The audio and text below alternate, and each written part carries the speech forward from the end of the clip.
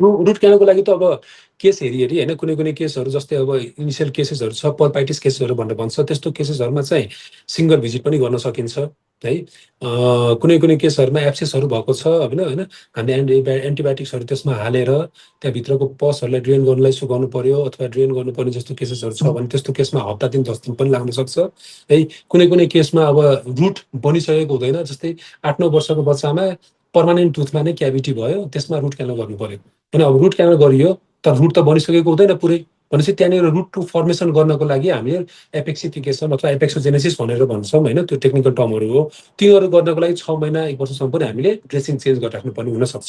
कति केसहरू त्यस्तो पनि छ होइन। आजभोलिको रिसेन्ट ट्रेन्डहरू आइसकेको छ जसमा चाहिँ हामीले उहरू पनि गर्न सक्छौँ होइन। रिसेन्ट ट्रेन्डहरूमा चाहिँ के छ भन्दाखेरि नयाँ मेटेरियलहरू आएको छ जसले चाहिँ एमटिएहरू भनेर, जसले चाहिँ रुटलाई चाहिँ हामीले त्यति बेलै रुटको फर्मेसन त्यसलाई हामीले त्यति बेलै फिक्स पनि गर्न सक्छौँ। फर्मेसन हुन दिने, तर त्यो जुन रुट फर्मेसन भइरहेको छ आदिमै त्यसलाई हामीले क्लोज गरिदिन पनि सक्छौँ। त्यस्तो पनि टेक्निकल उहरू चाहिँ आइसकेको छ अहिले होइन। त्यसैले यो भेराइ गर्छ। रुट क्यानल गर्नको लागि तपाईँको 1 दिनमा पनि गर्न सक्ने हुन्छ, कुनै चाहिँ 1 इयर पनि लाग्न सक्ने हुन्छ। तर प्राय गरेर दाँत दुखेको केसेसहरूमा चाहिँ हप्ता दिनदेखि लिएर 2 हप्ता 3 हप्तासम्म म्याक्सिमममा, चाहिँ प्राय जुन किराले खाएर हाम्रो एडल्ट पेसेन्टहरूमा जुन आउनुहुन्छ नि त्यतिसम्म चाहिँ लागिरहेको हुन्छ।